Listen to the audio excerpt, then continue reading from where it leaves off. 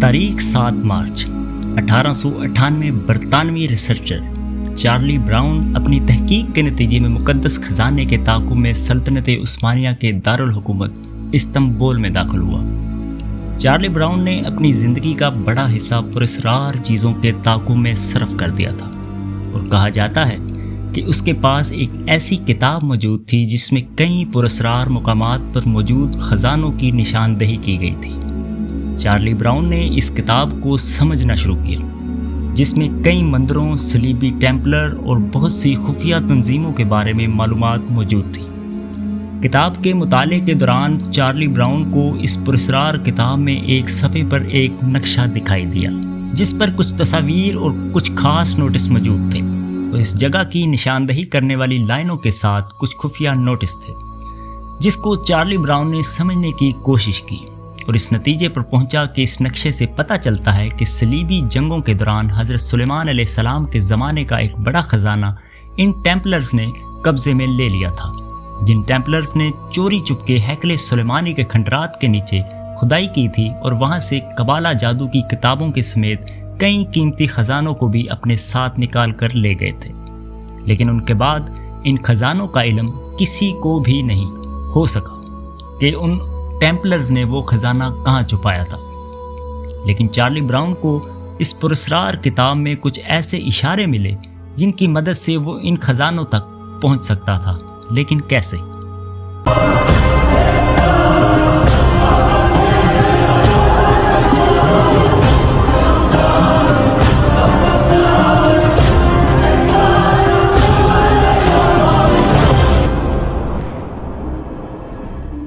Charlie brown اپنی تمام تر تحقیقات کر کے استنبول آتا ہے، اور وہاں کے ایک مقام ایمبلیڈیا کے قریب ایک مکان کرائے پر لیتا ہے، کیونکہ اس کے پاس موجود نقشے میں اس علاقے کی نشاندہی کی گئی تھی، اور اسی لیے چارلی براؤن اسی علاقے کی تحقیقات کرتا ہے، اور نقشے کے مطابق المیبلیٹا میں جنوب کی جانب زمین کے نیچے ایک صندوق دفن ہے، جس میں ایک خفیہ پتھر موجود ہے۔ عہد عثمانیہ کا آخری بااختیار بادشاہ سلطان عبد الحمید دوم تھا، جو اپنی انٹیلیجنس آرگنائزیشن کے لیے آج بھی مشہور ہے، جنہوں نے اپنی ذہانت اور قابلیت کی بنیاد پر اسلام مخالف قوتوں کو ہمیشہ شکست دی، اور اسلام کا پرچم بلند رکھنے کی ہر ممکنہ کوشش کی۔ اور کہا جاتا ہے کہ سلطان عبد الحمید کا جاسوسی نظام اتنا مضبوط تھا کہ کوئی بھی ان کی نظر سے بچ نہیں پاتا تھا۔ یہی سب کچھ چارلی براؤن کے ساتھ بھی ہوا۔ جب چارلی براؤن عثمانی سرزمین میں داخل ہوا تو یہ خبر سلطان عبد الحمید کو پہنچی، کیونکہ سلطان کو کچھ ایسی معلومات ملی تھی جس کے بعد سلطان کو چارلی براؤن پر شک تھا کہ یہ استنبول کسی خاص مقصد کے تحت آیا، اور جہاں چارلی براؤن ٹھہرا تھا وہاں سلطان نے اپنے جاسوسوں کو بھیجا جو 24 گھنٹے اس پر نظر رکھتے تھے۔ ان جاسوسوں نے کچھ اہم معلومات حاصل کی اور احتیاطی تدابیر اختیار کی۔ چارلی براؤن نے اس جگہ جانے کی کوشش کی جہاں خزانہ ہو سکتا تھا، لیکن اسے کامیابی حاصل نہ ہو سکی۔ پھر چارلی براؤن کو کچھ ایسے لوگوں کا پتہ چلا جو استنبول میں قبروں کی تعمیر اور مرمت کا کام کرتے تھے۔ براؤن نے ان میں سے 4 یونانی کارکنوں کو پیسے دے کر اپنے ساتھ شامل کر لیا۔ براؤن نے اس جگہ کی کھدائی کے لیے تیاریاں مکمل کی اور ان 4 یونانی کارکنوں کے ساتھ اس جگہ گیا، لیکن اس دوران ان جاسوسوں نے ناواقف تھے جو رات کو ان کا پیچھا کر رہے تھے اور ان کے اگلے عمل کے انتظار میں تھے، اور جب براؤن نے کھدائی کا کام شروع کیا تو ان جاسوسوں نے ان سب کو پکڑ لیا اور چارلی براؤن کے تمام منصوبوں سے سلطان کو آگاہ کیا۔ جاسوسوں کی اطلاع کے مطابق چارلی براؤن وہاں کسی ایسے پتھر کی تلاش میں تھا جسے دنائی کا پتھر مانا جاتا ہے، اور ایسا مانا جاتا ہے کہ جو کوئی بھی اس پتھر کو حاصل کرے اور کچھ جادوئی کلمات ادا کرے جو ان ٹیمپلرز نے اس کتاب میں لکھے تھے، تو اس شخص کے پاس مفوق الفطرت طاقتیں آ جاتی ہیں۔ سلطان عبد الحمید ایسے پراسرار رازوں میں دلچسپی رکھتا تھا، اور انہوں نے پہلے بھی سن رکھا تھا کہ صلیبی جنگوں کے دوران ٹیمپلرز نے حضرت سلیمان علیہ السلام کے معبد کی تلاشی لی تھی اور وہاں سے کچھ مقدس اشیاء کو چرا لیا تھا۔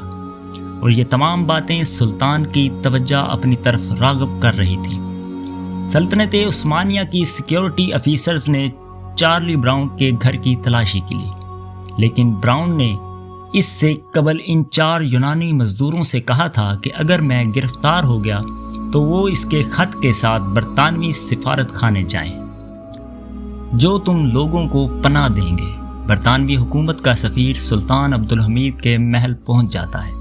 اور اس سفیر نے سلطان کو آگاہ کیا کہ برطانوی شہری کو حراست میں نہیں لیا جا سکتا اور معاہدوں کے مطابق اسے رہا کیا جانا چاہیے۔ چنانچہ چارلی براؤن کو رہا کر دیا گیا، لیکن اس کے بعد برطانوی سفیر نے چارلی براؤن کی ملک بدری کا حکم دیا اور جو کچھ ہوا اس کی وضاحت بھی برطانوی حکومت کو دی، اور پھر برطانوی حکومت نے خفیہ طور پر اس جگہ اپنے لوگوں کو بھیجا، لیکن جب وہ اس جگہ پہنچے تو انہیں معلوم ہوا کہ اس جگہ سے پہلے ہی کوئی کھدائی کر چکا تھا، اس جگہ کو بند کیا جا چکا تھا۔ لیکن یہ واقعہ انگریزوں کے لیے ناقابل فراموش تھا، اور اسی لیے پہلی جنگ عظیم کے بعد ترکی پر قبضہ کرنے والے انگریزوں نے استنبول کو الٹ دیا تھا، اور وہ اسی خفیہ پتھر کی تلاش کر رہے تھے، اور کئی دعووں کے مطابق انگریز وہ خفیہ پتھر نکال کر انگلینڈ لے گئے تھے، جبکہ بعض لوگوں کا کہنا ہے کہ وہ پتھر چارلی براؤن کی گرفتاری کے بعد سلطان عبدالحمید نے برآمد کیا تھا اور کہیں خفیہ مقام پر چھپا دیا تھا، جس کا پتہ آج تک کسی کو نہیں۔ کچھ دعووں کے مطابق کہا جاتا ہے کہ اس پتھر کو فری میسن استعمال کر رہے ہیں، اور اسی پتھر کی پراسرار قوتوں کی وجہ سے فری میسن اس دنیا کو کنٹرول کر رہے ہیں۔ بہرحال وہ پتھر حقیقت میں تھا یا نہیں، اس کے بارے میں کوئی کچھ نہیں کہہ سکتا، لیکن یہ حقیقت ہے کہ سلطان عبدالحمید کے دور میں کئی ایسے واقعات ہوئے ہیں جن پر یقین کرنا مشکل ہے، جیسے سلطان کا میڈوسا کی لاش کو دریافت کرنا اور اسے کئی پراسرار جگہ منتقل کرنا، جس کے بارے میں مکمل تفصیل ہم آپ کو آنے والی ویڈیو میں دیں گے۔ امید ہے کہ آپ کو ہماری یہ آج کی ویڈیو ضرور پسند آئی ہوگی۔ دعاؤں میں یاد رکھیے گا۔ اللہ حافظ۔